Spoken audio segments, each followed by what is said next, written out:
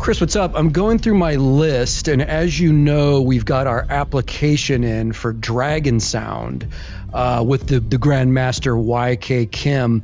I've met all the demands on this list, Chris. I wanted to go through them with you. You haven't completed a couple of these, buddy. For example, the high kick martial arts routine. You haven't finished that yet?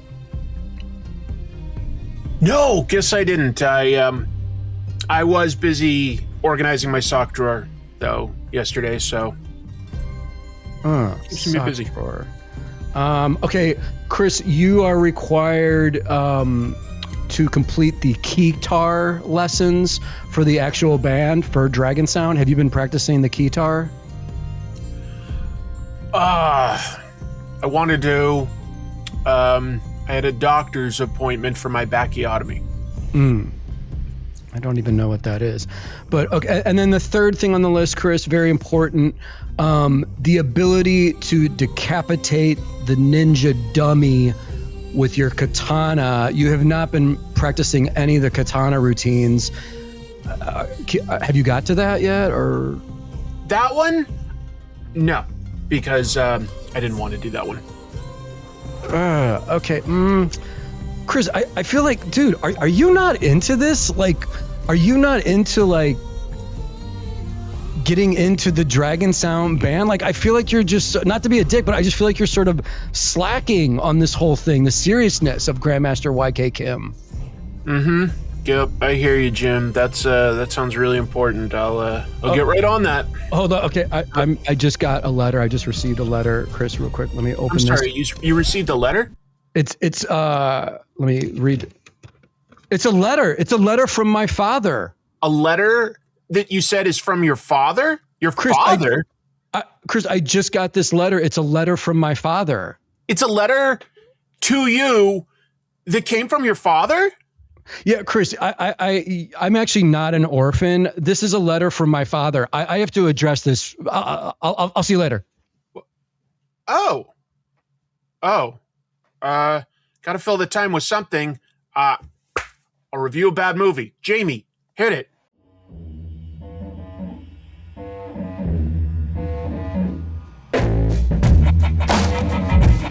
Trash Movie Bonanza with your hosts, Jim and Chris.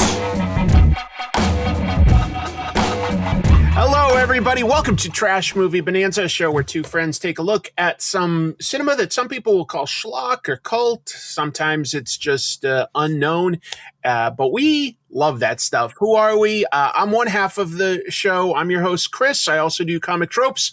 With me, as always, is... Guys, Jimmy Jams, and legitimate hardcore fan of the Grandmaster YK Kim and Dragon Sound. And I feel like this episode in particular, Chris, is a great celebration, great way to start off the new year, because unironically, this is like one of my favorite bad movies of all time. I guess I get that. I don't know your thoughts on it, because we don't talk about these before we hit record, but right. For me, this is probably in the top 5 of like good, bad movies that you can introduce people to that don't know anything about this stuff. And it could be for me. People can get into this, I feel like, pretty easily. It's a very fun, ridiculous movie. Miami Connection, by the way, is what we're talking about. We did not say that. Sorry, that's Miami true. Connection. Yeah. Miami Connection. So this was Jim's choice, and you just mentioned, like an interesting idea, like, what are your favorite bad movies? And thinking about it, one of my favorite things within bad movies is almost a subgenre of bad movies, vanity projects. Like, yes. I love Neil Breen, right? Yeah. And that's all like vanity projects. And this was definitely YK Kim trying to be the coolest guy in town. Yeah. And he stacked the deck, folks, because everybody in this isn't actors, they're his students. Yes. And just a quick little backstory on YK Kim, because I feel like it's important to say this before we talk about the movie. YK was a taekwondo master. Yeah. And moved to America from Korea, I believe in the 70s, with basically nothing, with no money, and made himself successful by winning tournaments and becoming a legitimate master, and then used his own money to fund this movie. They shot it in like 86. In 87, it was finished. It showed in literally like a couple of movie theaters, was pulled after 2 weeks, disappeared for decades. And then in 2009, it was bought on eBay by one of the guys at Draft House Films. Yeah. And he saw what this movie was and was like, oh my God, this is a winner. And he started screening it in theaters, and it developed this huge midnight movie cult following. And they got a hold of YK Kim and they officially re-released the movie. And Chris, it made like it's a theatrical circuit in like 2010, 2011. And when it came to LA, I went to that screening because our old buddy Rob Schraub hit me up and was like, I don't know if you know this movie, Miami Connection. I said, I don't know it. He said, you have to come to this screening. Just don't do any research. Just show up to this screening. We're going to have some drinks before the movie starts. And just show up. Be prepared to have your mind blown by the experience of Miami Connection. That's so cool. Fun, man, because watching it with a packed house of people was the best way to see this, because people were howling, laughing, and like falling out of their seats. Like every minute of this movie, I feel like there's just something strange and odd and baffling that's happening on screen. Right. If you just glanced at this movie, like you just walked into the movie theater in the middle, you might mistake it for a real movie. It's on film. It's lit properly. But it's so weird, the choices that they make. Like, you could probably take any of these scenes and rearrange them, and the movie would still be the movie almost. Because there's not like sort of a through line. There's just things that happen. Yeah. But you know what? I get it. I get it. When Troll 2 had that documentary made, Best Worst Movie, I went and saw Troll 2 beforehand in a movie theater, and it was just the best way to encounter that movie. Completely. I was just going to follow up with one quick thing also. Please do. I tried to watch The Room by Tommy Wiseau by just renting it when it was getting talked about, and I gave up as it started early on, its second love scene. I was like, it's not for me. And then some friends were like, it's playing at the movie theater. Come see it with us. And it was one of the best experiences ever. Yeah. The Room is meant to be seen with that rowdy audience. But I'm glad you brought up Troll 2, because Troll 2 and this movie, and we watched, Hack-O-Lantern, and also Samurai Cop has this where, I've mentioned this before, you have a foreigner who's making what they think is like an American style movie. And part of the charm and the surrealness that comes in is a foreigner's like misguided interpretation of American culture. And I always say this every time, it's no disrespect to foreigners. I'm not being xenophobic or it's nothing like that. It's just the odd misinterpretation is what makes these movies so special and so strange. It's like they identify the tropes, right? Like the talking tough or being cool because you're in a band, but they sort of take the wrong cues from it and emphasize the wrong elements. Yes. Because YK Kim, you can tell that he knows his taekwondo. I keep wanting to say karate, but he knows his taekwondo. Yeah. He's not great at pronouncing the English language. I'm not trying to even be mean, but there's a scene right in the middle where the good guys confront the bad guys in the middle of the city at night in some cars. And I have no idea what he's saying. Yeah. I'm gonna tell you what, you get your ass and get this car out of this goddamn town. You got it, pal? Listen to me. I don't want to have any trouble. I just get the job from agent. Don't bother us. I'm like, you might be ordering a Dr. Pepper. I don't know. You're definitely talking tough. Don't know what you're saying, dude. Yeah. It's one of those hilarious things of like, dude, if you're going to make a movie and you're going to be the star and it's an English speaking movie, like you might want to learn how to speak the language. Like we can't understand what you're saying, but that misguidedness is what makes it so charming. Like to me, and why I think, because he's the leader in real life of his karate school, his taekwondo school, and he looks good on film doing these moves. Like he actually, you can tell he's athletic. He can do cool looks things. Pretty like good, splits. kicking ass. Yeah.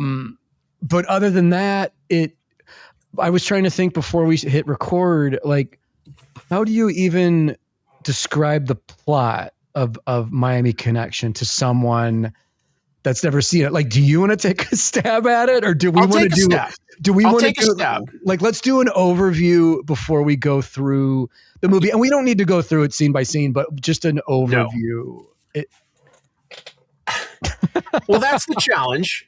So, screw you for putting me in this position. But you don't have to do it. You don't. No, I've got an idea.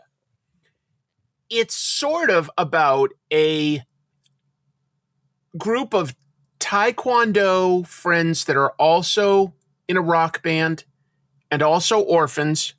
Very important. And also roommates. Oh, and also go to college together. Yeah. They do everything the same. They're in 5 indistinguishable guys in terms of what they do.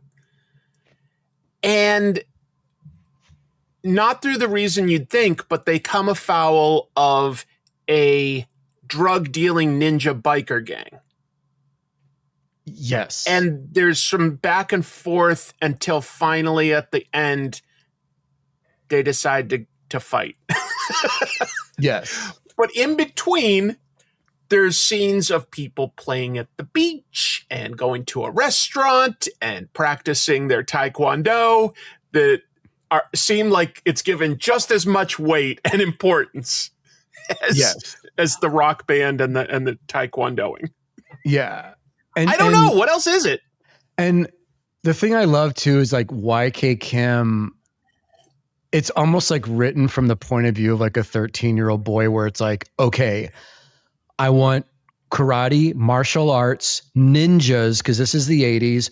Also, we're all going to be in a band, a rock band, because it's America. We got to have rock and roll scenes and scenes of performing these songs in their entirety. Friends Forever, Against the Ninja, all the way through. We're going to have some tacked on romance, and then over halfway through the film, we're also going to introduce this completely tacked on dramatic plot of one of the Dragon Sound members named Jim discovering that he's actually not an orphan, and his father, his estranged father, has now gotten a hold of him. What? This is your real father? Yes, it is. You sure? I didn't know you had a father. I thought we are all orphans. It's these moments, guys, that you watch the movie and you're like, what? Am I having an out-of-body experience watching this? Like, what?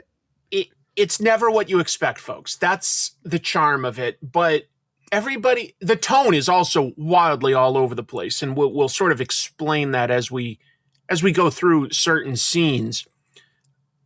I don't know if we're describing the main character, Mark, enough. He's at the heart of everything, but he's absolutely not anybody that changes throughout the movie. He's a cool taekwondo rock star at the beginning. He's a cool taekwondo rock star at the end. He's not the main love interest. And when he fights, he does cool moves, but you can tell that he's an instructor in real life, Jim, because it's always safety first, isn't it? That's a great point. Yeah. The fight scenes are very different in a small but important way. There's the trope of, say, Bruce Lee fighting a whole school, and they're sort of all coming up one at a time to get punched. This movie is very literally, he will be surrounded, and people are like waiting their turn, just sort of like wobbling like maybe a pipe, threateningly, but waiting for their turn to get kicked in the face. Completely. Yeah, it's like these are routines that he had his students do in their classes, for sure, in real life. And like you mentioned before, like the students are literally the cast and the crew. Like they made and this the writer movie, and the writer. And there's a great little 25-minute documentary on YouTube that Vice did about this movie, where one of the guys from Draft House goes to Orlando and sits down with YK Kim and talks to him, like in present day. Wow. And YK seems like a really legitimate, passionate guy. But in the interview, YK says, like, we ran out of money for this in the first 10 days of shooting. Like, we had no idea what we were doing. Like, making this movie basically destroyed my life at the time. So it was a very serious undertaking for him, and he speaks of it in very spiritual ways of like, we wanted to spread the message that martial arts can change the world. Friendship and love is everything. But then you watch the movie and you're like, there's a band performing hilarious, cheesy, awesome songs, and then at the end of the movie a bunch of ninjas get brutally murdered. Like, what is happening? We should mention, you sort of get a sense of the tone early on, because like two different drug dealers are like buying and selling drugs at night in Miami, somewhere in Miami. And ninjas attack them and steal the drugs. And there's some gore to this movie. Yes. I was like kind of surprised / impressed, because they'll like chop off limbs and stuff. I was like, oh, cool. Yeah.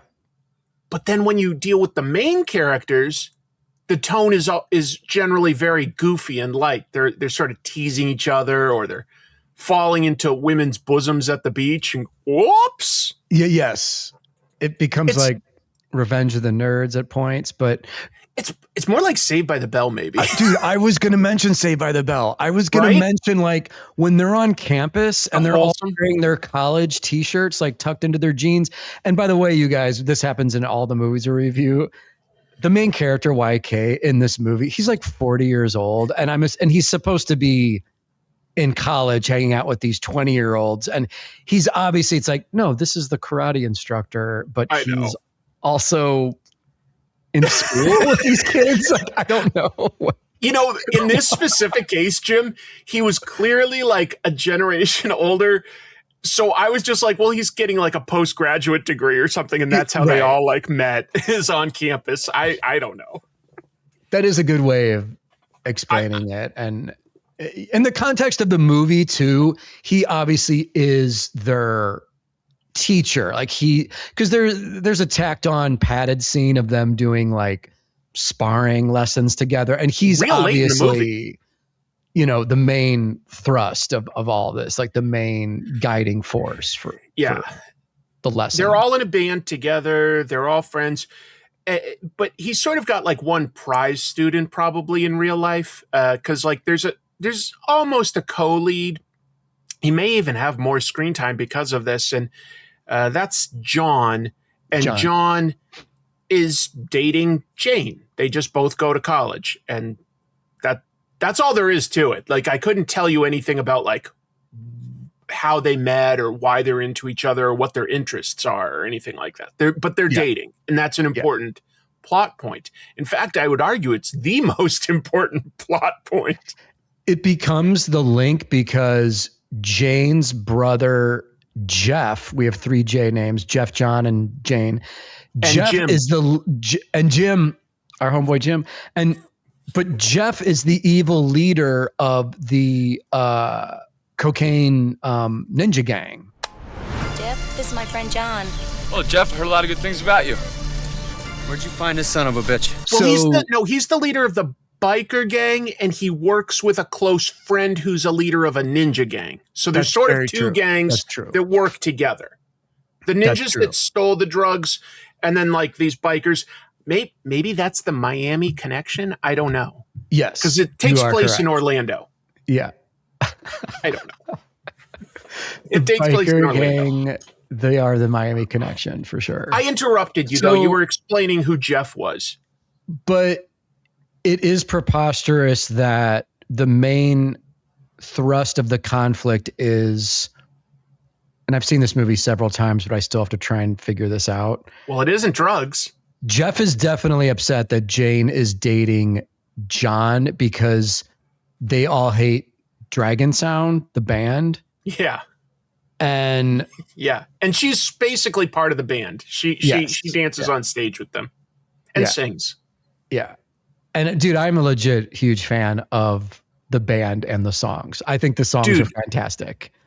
The songs are arguably the best part in a karate movie. The songs are cheesy as fuck, but they are damned catchy. Oh my God, you guys, Friends Forever. It's been stuck in my head like the last couple of days because I rewatched this movie. And we'll be till eternity. Yeah.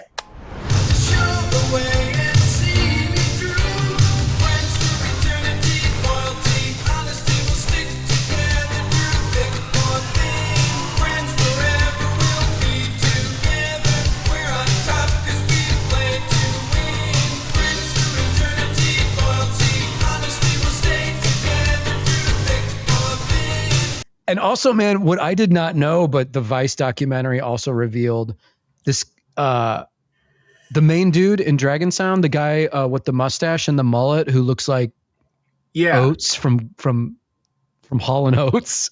Right. Right. His name is Angelo something, but in real life, he actually wrote those songs and I believe that and sang them. So he's in the movie. That's why he's in the band. That because he has the least to do in the team. Well, there's also an Israeli guy. He doesn't really do the martial arts part. Like he's not really. No, he's sort of in the background whenever that happens. Yeah, whenever there's fights, like he's not really a huge part of the fight scenes. But he did bring it hard, man, with the songs. Like I legitimately like the music. Am I wrong that like the music is sort of better than the martial arts in its own way for what it is? Yeah. But that also reminds me of the Saved by the Bell thing.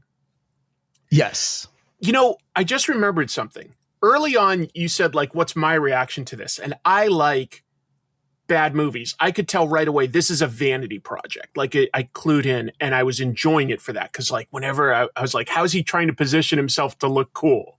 I was like enjoying that on a meta level. My wife, Chrissy, watched it with me.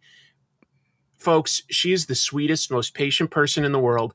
She got so irritated at this movie because every time it switched scenes, she was trying to sort of do her own thing too. She was making some art beside me.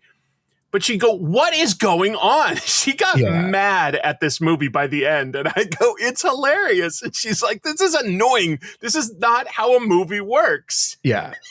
What was she, Chris, for example, was she upset about the scene where the band goes into their friend's restaurant and they just eat a meal? Yeah. And then that's the end of the scene. There's a scene, you guys, got mad at that. Just no exposition, not really any dialogue. The owner is excited and happy that Dragon Sound is in his restaurant eating. Yeah, there's a scene of him just approvingly going he serves them plates of food. They eat their food.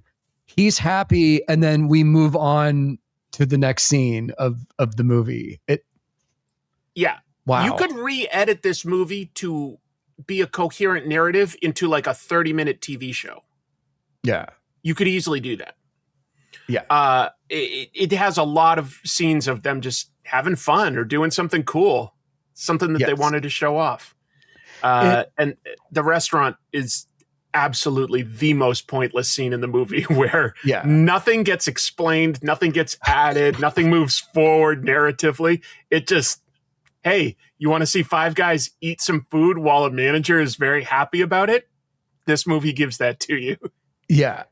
It's almost like YK Kim and his buddy who helped him. There's a guy named Richard Park who's credited as as the director, co-director, as like Right. director and co-writer. I think YK actually helped direct this as well, but probably.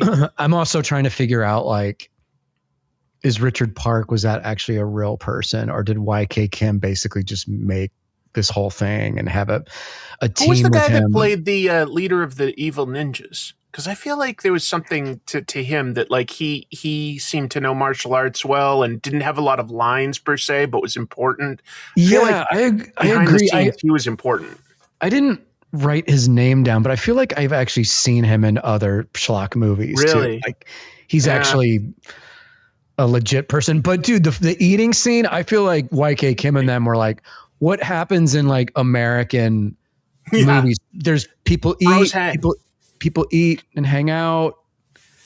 But what It's they like, don't yeah, but- realize is that when you have those scenes, that's the dressing for the setting, and there's usually some sort of important dialogue going on, or a conflict is introduced. Something is actually happening, and they were like, people like having fun food. Yeah. That's what they got out of it. Yeah. I also kind of want to jump back to Jeff, the bad guy, for a minute, if that's okay. I wanted to do the same because I had something to say, but go for it first, please. First of all, he's kind of short. Not the shortest, but he's a bit of a short king. Yeah. Which doesn't make him very threatening, since John, the guy dating the sister, happens to be a very tall, lanky guy. Very tall. And so, like, it sort of looks like this, like Napoleon going like, stop dating my sister. Yeah. And we've mentioned before, none of these people are actors. His line deliveries always blew my mind, like what he decides to emphasize. When he's first introduced, Jane says, "This is John, a friend." And he says, "A friend?" Like, he doesn't want her to have a friend. Yeah. And I said that, but we included the clip because you can't understand how awkward and weird it is, the way he chooses to emphasize something. Jeff, this is my friend John. Well, Jeff, I heard a lot of good things about you. Where'd you find this son of a bitch? He's a friend of mine from school. A friend? That was one of the things. I mean, this whole movie got huge laughs, but that, like, the theater just exploded in laughter when that, A friend? with that line delivery. It's like, It's wow, hilarious. that's the take that you guys chose to keep. Yeah, in the yeah, I movie. know. Like, Well, and that's a good point, Jim, because now I just remembered that's also one of the ones where YK Kim delivers one of his lines incredibly awkwardly, where he just goes like, "You don't scare me at all." Jeff starts talking and he just shouts out again, "At all!" yeah. It's very memorable. There's just some misunderstanding. You don't understand. I'm her brother. When I tell you to leave her alone, leave her alone. Whatever you say, Just remember what I said if you don't want to get hurt. you don't scare me at all. Jane, I want to talk to you Or- later. Goodbye. Let's go. It's almost like, man, I wonder if these were all like 1 to 2 take scenes Yeah, on maybe this they movie. didn't know that you could do multiple takes. They didn't have the budget or the film stock to actually wait. They're like, this is a one Ed Wood style, it. guys. Like, we're shooting one take on all these. But yeah, I had in my notes too, man, to address that situation of Jeff meeting John in the schoolyard, because again, this Yeah, that's plays right, like that's right. this plays like the bullies are showing up in Saved by the Bell, but these are all adults, and Jeff winds up punching out Jeff, and then a real conflict develops between the Miami Connection gang and Dragon Sound, and then we're sort of like off to the races with, this is sort of the main thrust of the movie, the main conflict, I guess. I don't know. Yeah, but we have other scenes after this that like slow it down, like them going to the beach and them doing the taekwondo training. So it's like there's no urgency to anything. Yeah. Things happen. In fact, as far as confusing goes, you've seen this multiple times. I haven't seen this nearly as many, I bet. I've seen it twice. I don't understand at all, and I'd love it if you could explain it. the club manager scene. Like there's a club manager where Dragon Sound usually performs, and he gets sort of into a fight with some people, but I don't understand why or what the point is. What are you in here for, man? Waste my time? Bitch. I thought I fired you. What? You fired me one because of the goddamn Dragon Sound? That's bullshit. They came in here to play goddamn songs for kids. Now who you bullshit? They play a lot better than you, man. Your they play music's now the for old goddamn people. kiddie music. Your music's for old hey, people, look, buddy. fat man, you don't know what music's all about. I tell you what, are you deaf? You sure don't know how to play, I'll tell you that. That's my ass. Got it? Woo. Tell me, that's it, buddy. man. Your history. You're full of shit. You want to go out of here and get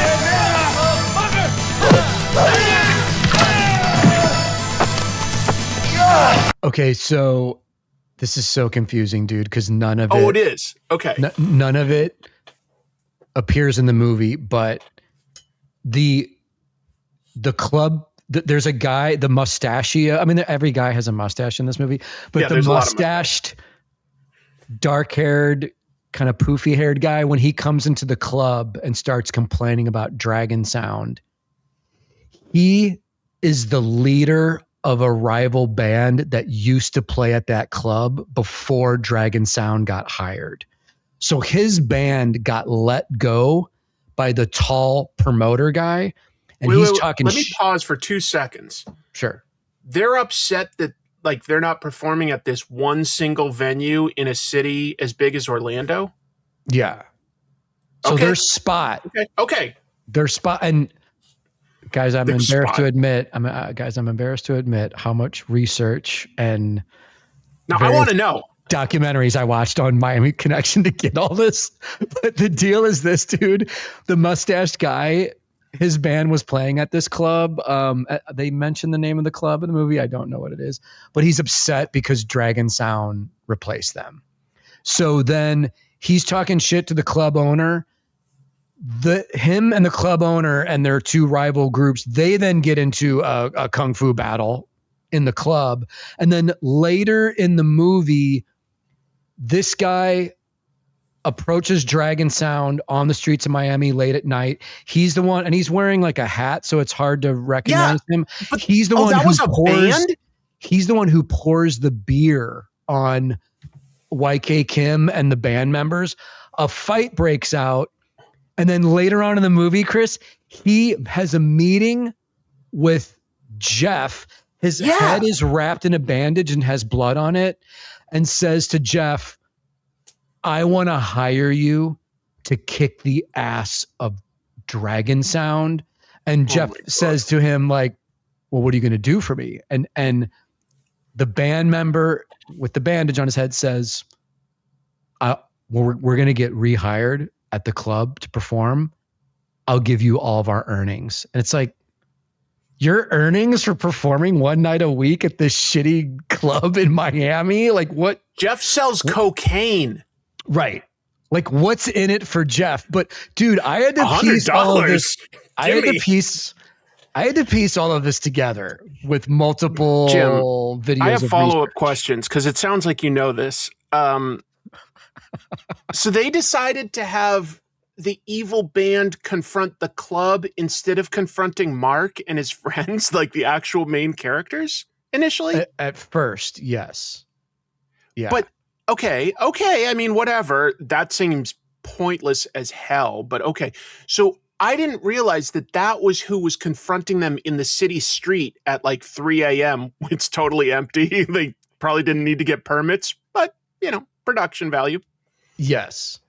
But there's like 20 or 30 guys. Yes. Bad guys. The band is like that big?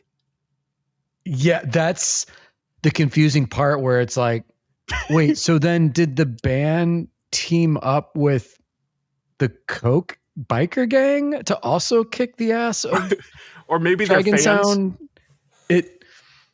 Guys, there's a lot of holes. I had no idea that was what was going on. Now it's making a little more sense. The bandage guy talking to Jeff. I just didn't. I missed something. I didn't realize that's what I missed. That's very confusing. But dude, not to dwell on this too long though, but when you go back and rewatch the very first scene of the mustached guy going into the club. He starts talking shit to the club owner, and he says like, "This is kiddie music you're playing. Dragon sound is kiddie music. It's pop." And the club owner says back to him, "Your music is for old people and out of touch." And it's almost like they're riffing. It's like improv. When you hear them talking, it's like, this is not scripted. This is just two guys like yelling at each other. What are you in here for, man? Waste my time? Bitch. I thought I fired you once. Dude, yeah, you fired me once because of the goddamn dragon sound. That's bullshit. They came in here to play goddamn songs for kids.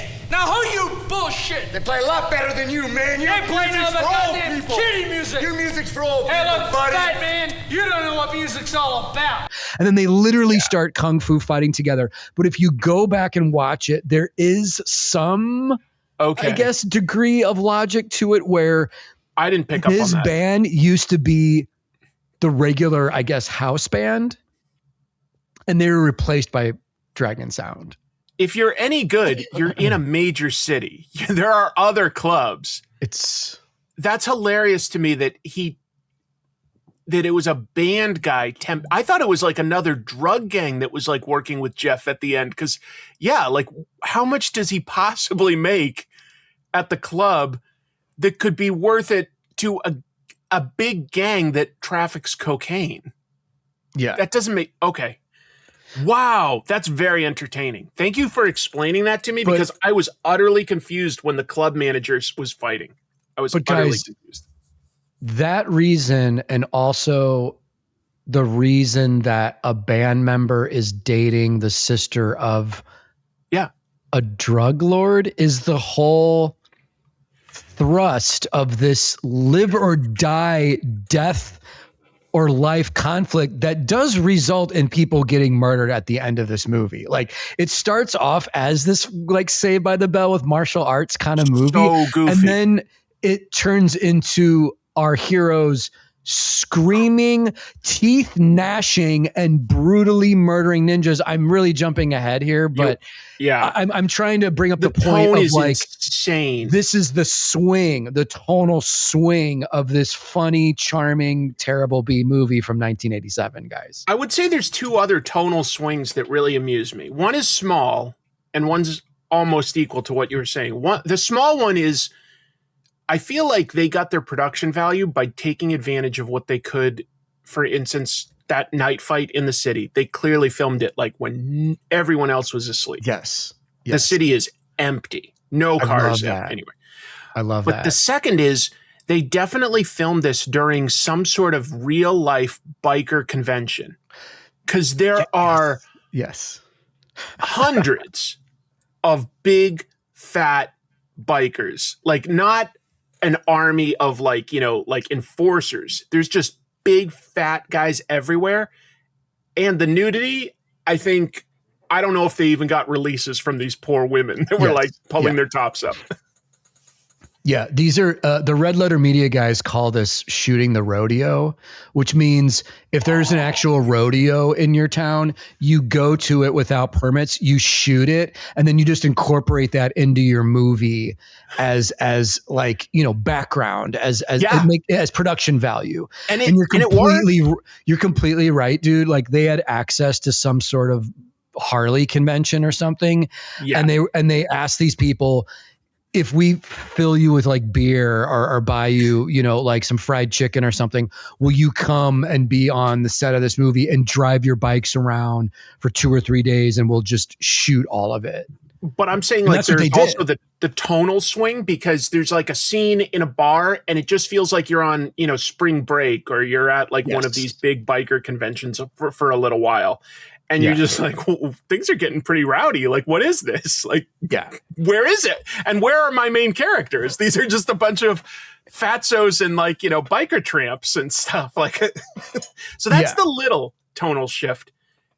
And then the big one, aside from the end, I would love to talk about the letter from the dad scene.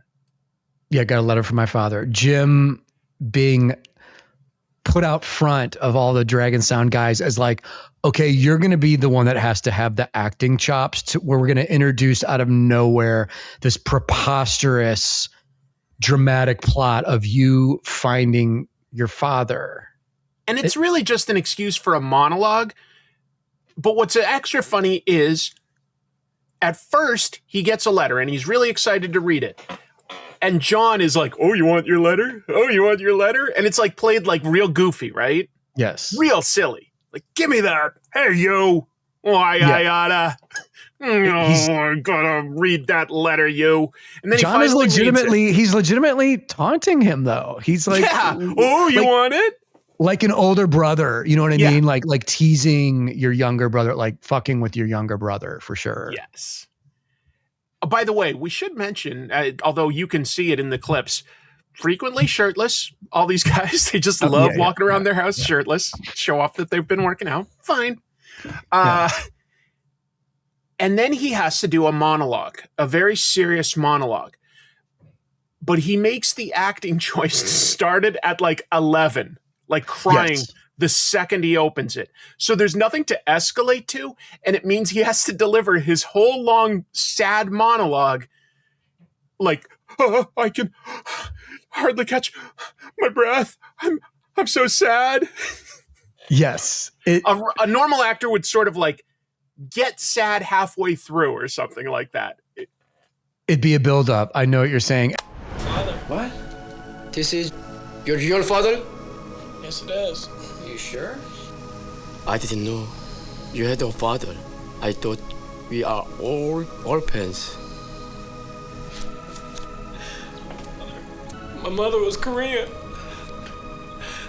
And my father was Black American.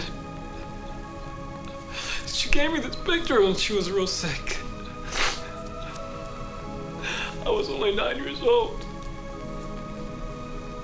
They say that they loved each other and they were real loyal.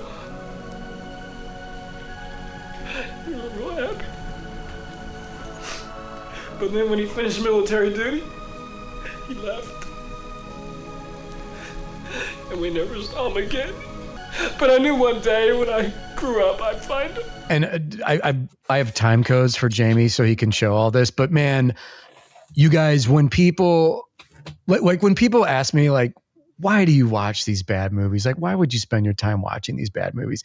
Yes. The surrealness of things like this scene in these bad movies is what absolutely fascinates and entertains me, because movies now, as you know, Chris, are made on such a committee level of like, we have to overanalyze everything and we need like 13.5% more action in this scene. And we did test screenings and we need like 6.7 less sensuality. Like this audience didn't like this part.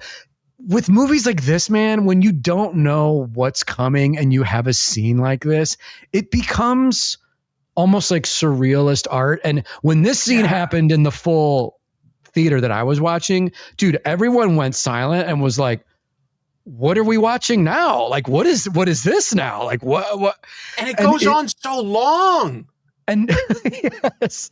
And dude, the actor, he's really crying. Like he's legitimately crying. And he's doing his best. It's not great, but it's a sincere performance. He's like, yeah, we were just playing like Keep Away. Now this is the saddest story I've ever had to share, that I've found my father who I never knew. It's insane, guys. It just watch it for this scene. He's got a photo of that father. At the very end of the movie, we see the father like with the guys in a hospital. Definitely a different actor than is in the photo. Completely. They definitely got a photo of one black guy in a military uniform. And then they were just like, we need an older black guy. Good enough. Yeah. I love it.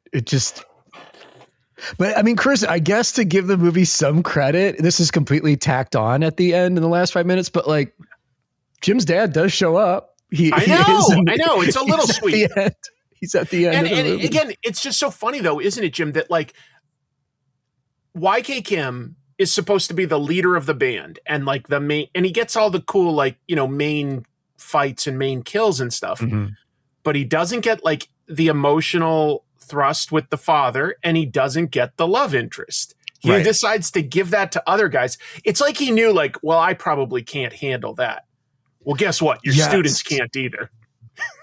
Right. But I do respect, I might be going out on a limb here, but he was self-aware enough to know, like, I don't have the acting chops or the ability to pull off the English language enough to really anchor these emotional scenes and the fun of like romance, dating a girl, like, and also he would be too old to date one of the girls. Like, you could find he could date a professor.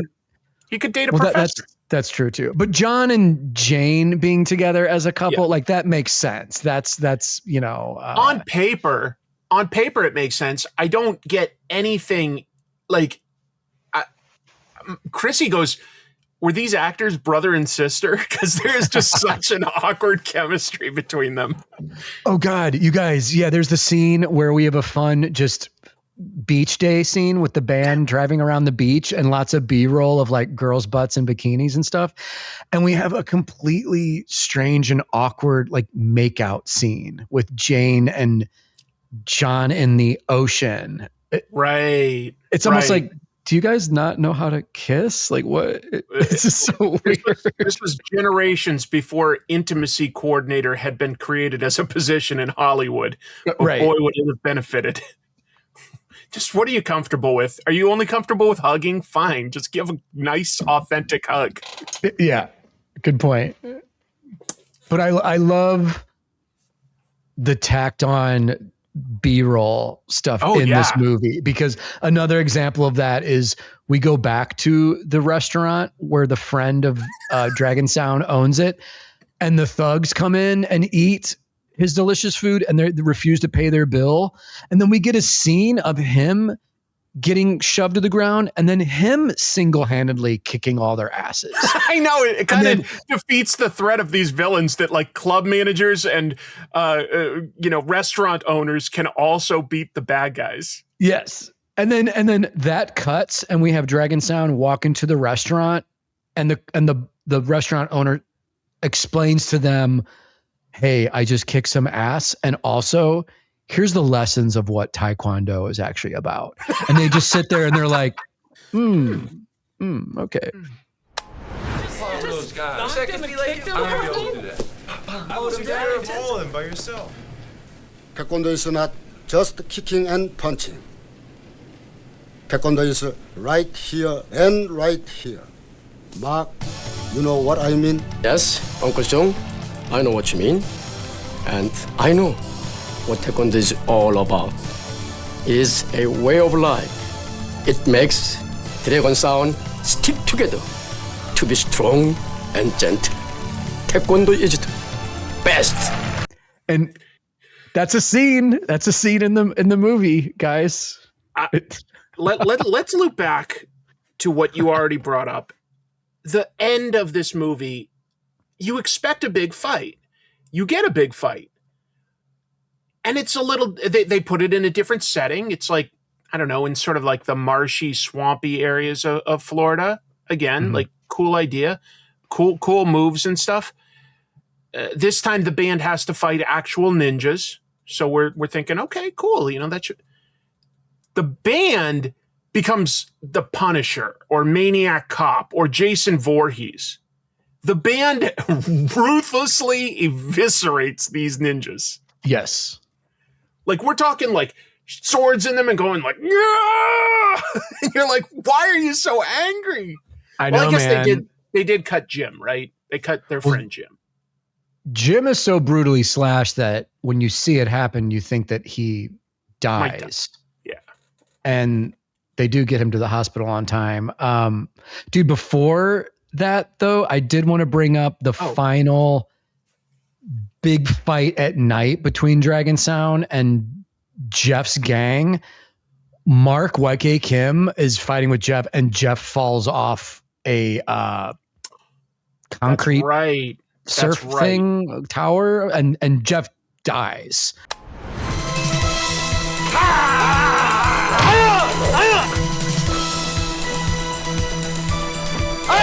Get away!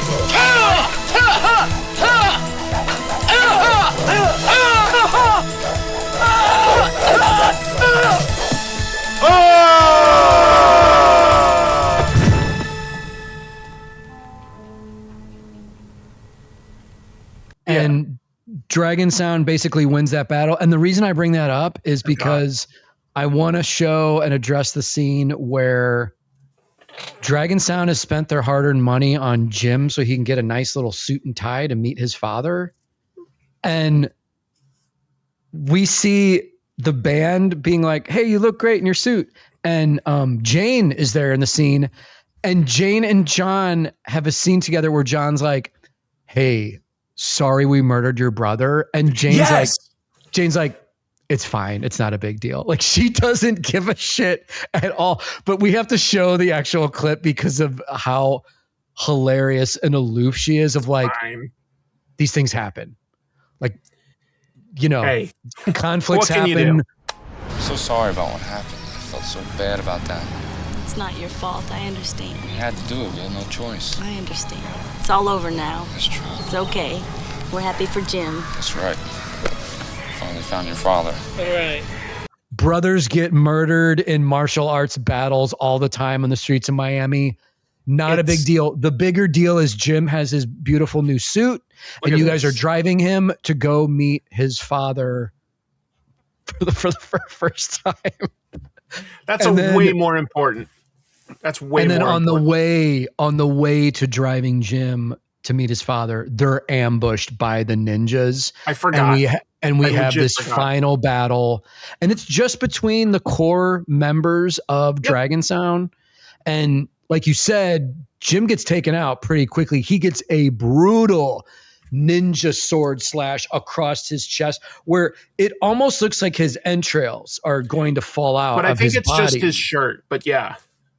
And YK Kim loses his shit. Mark loses his shit and screams and gets a sword, and him and John start brutally chopping through these ninjas.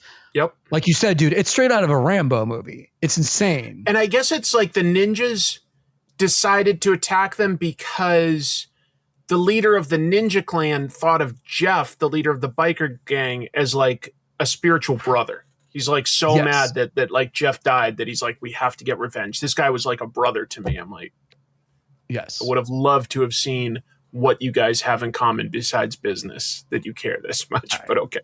Scott, I have no idea. I've seen the background. There's a lot of bikers. Yes. Yeah.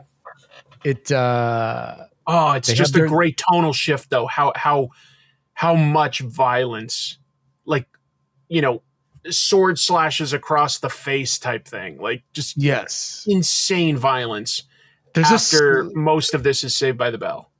Yeah, there's a slow motion scene of John digging a katana into a ninja off screen, and blood is splattering all over John's face as his teeth gnash. And it's like, this is like this is the hero.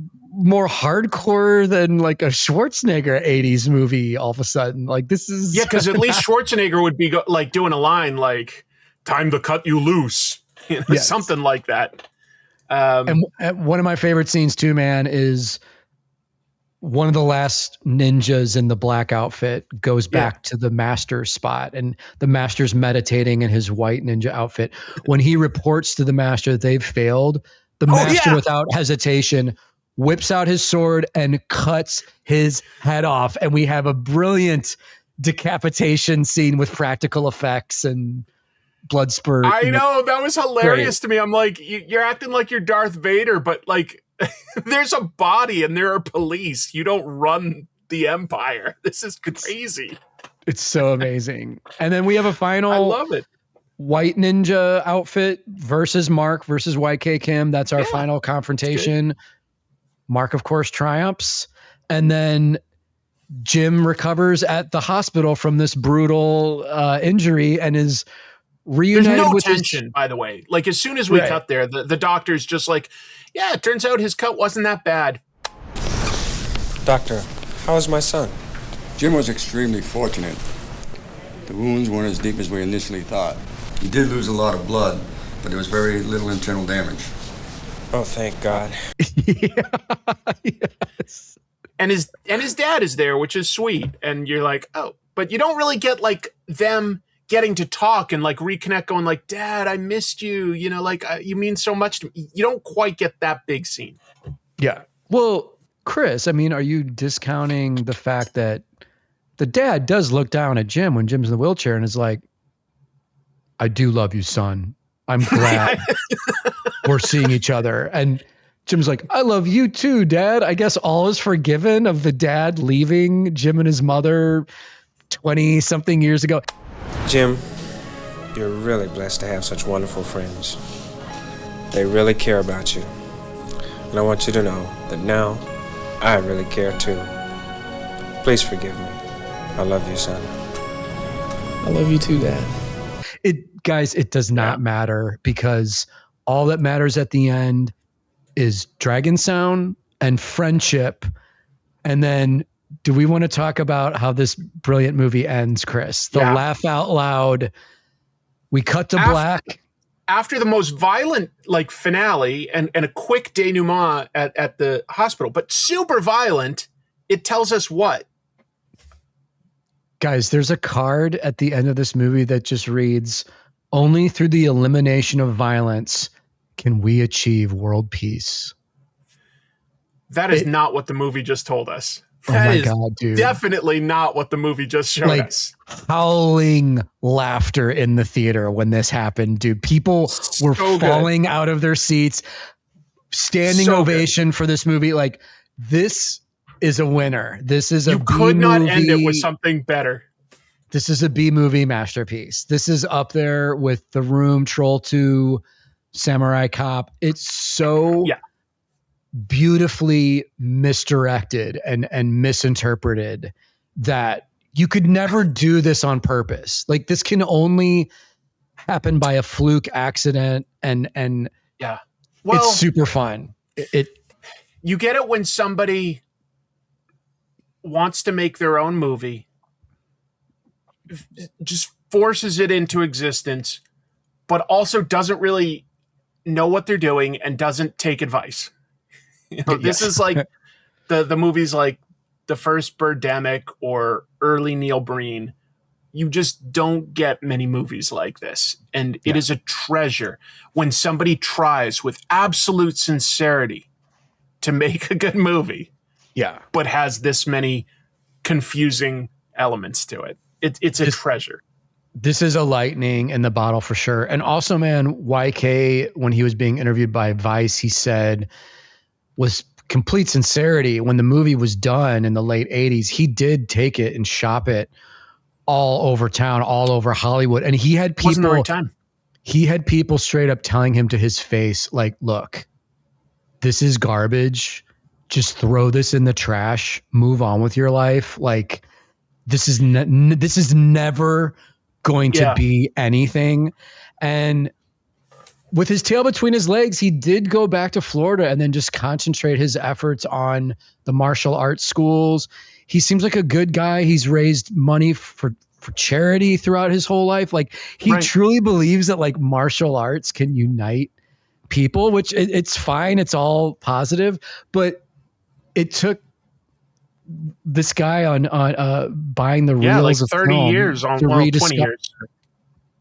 And when they did attempt to contact YK and his people about this, they were hung up on like 2 or 3 times in a row, because YK was like, or his people, whoever answered the phone, was like, oh, they're fucking with us. And he was like, no, don't hang up the phone. I legitimately want to figure out, like, we've been screening this for midnight crowds. And the thing is, man, is YK and people like that, they don't understand the irony of this. No. So, and that's what's great about it. And in the movie, best worst movie, the Troll 2 movie director he's like Italian, he's foreign, right? Right. He doesn't understand like why people are laughing. Like, he doesn't understand the ironic, I love that kind of hipster part of this. Like, no, we love the movie, but we love it because it's bad. Well, Tommy Wiseau doesn't seem to get that. He's like, you know, as soon as that became popular, he's like, yeah. I totally meant to make it that way. Yeah. Tommy's a total liar. You're full of shit. Yeah. So we can still enjoy it, but now that you know, now that you're in on the joke, you'll never be able to make another one. Yes. Yeah. I don't know how Neil Breen hasn't had someone come up to him and say, like, people are laughing at it. Like, but thank God no one really has. Yes, the Neil Breen thing is so weird because his total lack of self-awareness is, because he still makes movies, and he's got it's baffling. Yeah, I love it. I love it. Yeah, it's a treasure. The line delivery readings in this, folks, are consistently amusing because not a single person in this movie is a Hollywood actor with experience that went on to do other things. Not a single person. And like we said, the writing all over the place, tonally. Yeah. And yet you can follow it because it was shot on real film and basically lit well, had awkward but real choreography. Editing wise, it can be confusing on some fights because they definitely do things like break the 180 rule, like where you're punching this way and then the guy's falling this way. It happens here and there, and you're like, okay, whatever. But it more or less looks like a real movie, right? We've certainly seen stuff that's cheaper or more confusing. I'm glad you brought that up because I did want to conclude with sort of saying, like, this does look like a real movie most of the time. And technically we've looked at other stuff on this show that's like way, way worse. Way, way worse. But the surrealness of how it's all put together and the decision making that goes into what all of this is. But then you have the odd juxtaposition, Chris, of like, okay, they're in a band. That's kind of a silly concept, but the music is actually great. Yeah. And I enjoy the funness of all of those scenes. And the band looks pretty good performing, except for YK Kim, who plays a guitar. Like, he doesn't even know how to mime playing. Yes, exactly like that. Thank you. And then he does sort of like a jump kick split. And you're like, you forget all about that. You're like, all is forgiven. That was beautiful. Yeah, this one to me, man, it's a real winner. Getting to see it in a theater sounds like a blast. That would be a real treat. It was like, to see it that way for the first time was, I feel like, that cemented my love for it. And I've watched it since then with friends, or maybe I'll have it on solo while I'm working and you look up and laugh occasionally. But thank you, Rob Schraub, I guess is what I'm saying. When the weirdo master Rob Schraub calls you to show up at a screening, his recommendations, you go. You go. And so I would say, folks, if you haven't seen this before and you've listened to us, you're still going to enjoy it, because trust me, we can't really encapsulate what it is. You got to watch it with some friends. Mm-hmm. Like, put it on streaming or something. It's on Tubi for free if you're okay with a few ads. Otherwise, I think that I know that there are DVDs and Blu-rays out there. So there are ways to watch it. And if you watch it with even one friend, you're going to have a really fun time. Yes. A blast, an absolute blast. So thank you. Yeah, Jim. man. Miami Connection. Thank you for entertaining this. For me, I was almost like, how have we not done Miami Connection yet on this show? But it's also whatever. We ebb and flow with what we want to do here, and there's no rules for what we do. Horror, we do bad superhero movies. Occasionally, we have done action, like we did our Ninja episode. We've looked at some stuff like that, or like Highlander 2 and stuff. So it's trickier, I think, to find entertaining bad action movies, because a bunch of them will just be too slow and boring. Mm-hmm. So an action movie has to be consistently entertaining, and this is in its own way, but not the way that they thought it would be. Yes. Yeah. And also too, this is 90 minutes, you guys. So you're in and out pretty quick, even though there's so much padding with some of the scenes we've talked about. Like, why is this scene in the movie? 90 minutes is still a pretty breezy viewing experience. In the day and age of 3.5 hour Avatar and Avengers movies. Yes. Yes, yeah. I'll tell you, I saw the latest Avatar. I was way more entertained by Miami Connection. Okay. Way more entertained. Yeah. That's me. Dude, That's if you're me. going to see Avatar, like a movie like that in the theater with trailers and everything, that's like a 4-hour experience. You have to carve out like your whole day for. Exactly. You have to plan. I had to be like, I got to stop drinking water at this point in the day so that I don't have to get up in the middle of the movie. Yeah. Because I'm not going to see it a second time. Right. Too much effort. Yeah. Yeah, folks, highly recommended. Not good, entertaining though. What do you got to plug, Jim?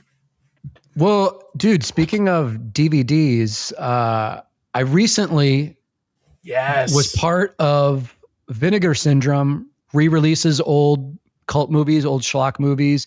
They contacted me last year. I'm part of the brand new Tank Girl deluxe 4K DVD re-release that Vinegar Syndrome's doing. So I've got art in the inside of the packaging. Mike Spicer colored it. Shout out to Mike. This is available through Vinegar Syndrome's website right now through pre-order. I'll send the link to Chris so he can put it in the info, but in the description. It's the 1995 classic Tank Girl movie. Say what you want about it, but to be part of the actual DVD release and to work with Vinegar Syndrome, for me being a movie fanatic, pretty big deal. Like I'm excited about it.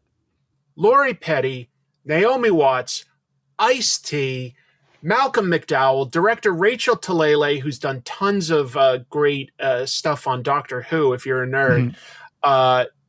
So fun. Jim, you've obviously had some history drawing Tank Girl in the past. That's awesome that they got you involved. Congratulations. And Vinegar Syndrome, they put out some good stuff. They find some of these gems. They're kind of like Draft House Films in that way. They find good stuff to release. Yeah. Yeah. So it brings up the point of at some point we should just do Tank Girl on the show. That's kind of an obvious thing, but down the line. Yeah. So I got that, guys. And as always, just my name, Jim Mafood, on social media. Check out what I'm doing on Instagram and my website, where you can pick up signed books and prints. And also February, I'll be a guest at OAX, the Original Art Expo in Orlando, Florida. Cruise by my booth, Original Art. Going to be a great time. Our homies will be there. Ink Pulp Crew will be there. West Coast Avengers will be there. Starting the year off right, man. OAX just introduced a new Jack Kirby, technically Roz and Jack Kirby Awards, in conjunction with both the Kirby Museum and the Kirby family. So that could be very interesting to see what comes out of that at OAX. I hope you have a good time there, Jim. As for me, Comic Tropes, other channel Comic Tropes, doing an episode actually on Jack Kirby. Should be out by the time that you see this. And also on Patreon, at the $2 and up level, I've always done an exclusive episode for folks that support like this show or Comic Tropes or my live show on Patreon at the $2 and up tier, an exclusive episode every month. And all of a sudden it occurred to me, why don't I take advantage of that? It's not trying to get YouTube advertising. I'm going to change the branding there. The exclusive episode, we're doing Too Hot for YouTube or Outlaw Comics. Stuff that's got like either more nudity or blood or gore than is worth editing around. That's the kind of stuff I'll be like taking a look at here and there. So if that interests you, I've been hearing you talk about this. One comic a month. Yeah. I've been hearing you talk about this on Weekly Spinner Rack. It's super awesome. So with that, you could do like a review of like the Faust comic books, for example. Yeah. I could look at Faust and I don't have to care about editing. Yeah. And just to set expectations, my exclusive episodes are, I'll still have an essay. I don't go as in depth with all the editing with like, cropping images. I'll show pages here and there, but I don't do as much editing with it because I want to get it out each month. But yeah, I could look at that, or I could look at Omaha the Cat Dancer, you know, like a book that has some interesting comic book history. But I don't have to worry about censoring it. Yeah. Anyway, because so that's the new thing. We know YouTube, like we love YouTube, but lots of rules on YouTube. Oh my God. For almost like more than half of the episodes of this that we put out, we get copyright claims. I'm happy to say we've beaten every single one. And the only one we ever had to like really make some edits to was when we did the Humanoids of the Deep house movie. Since that was a Japanese movie, they're a little more critical. So a lot of stuff became still frames instead of like scenes, but whatever. Yeah. We do our best, guys. We do our best. We do our best, and we have fun doing it. Dude, thank you so much for introducing this to me. Not introducing, but like reintroducing, I should say. Yeah, reintroducing. Yes. Because sometimes you forget the levels that schlock movies are at. And I feel like we've said it 100 times, but Miami Connection's at a pretty high level, guys. Check it out. It's incredible. Check it out. All right, everybody. As we always say, keep it trashy. Keep it trashy. Thank you, Jazzy Jamie Wood. And also, friends forever. Friends forever will be till eternity. Trash Movie Bonanza.